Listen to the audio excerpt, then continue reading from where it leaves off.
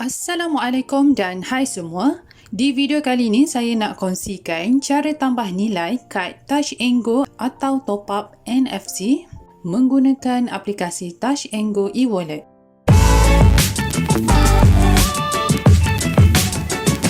Sebelum mula, pastikan telefon anda ada fungsi NFC dan duit mencukupi dalam e-wallet anda ya. Langkah permulaan, buka aplikasi Touch 'n Go e-wallet anda. Dekat paparan utama ini, sila klik pada fungsi kad. Seterusnya, tekan TNG Card sekiranya anda belum linkkan kad TNG dengan aplikasi TNG e-wallet. Sila tekan Add Card dan anda boleh proceed untuk step berikutnya. Tapi sekiranya dah pautkan atau linkkan kad TNG ke aplikasi ini, anda hanya perlu klik Reload. Langkah berikutnya, anda perlu sentuhkan kad di belakang telefon untuk diimbas. Bila kad anda sudah dikesan, langkah berikutnya sila masukkan jumlah tambah nilai yang anda inginkan. Jumlah minimum adalah sebanyak RM10 dan akan ditolak dalam akaun e-wallet anda.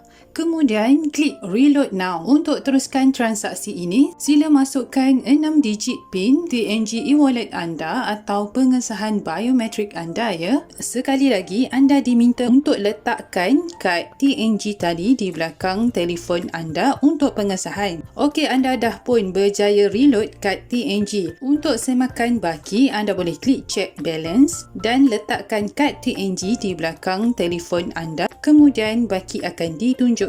Okey, setakat itu sahaja perkongsian kali ini. Kita jumpa lagi di video selanjutnya. Assalamualaikum.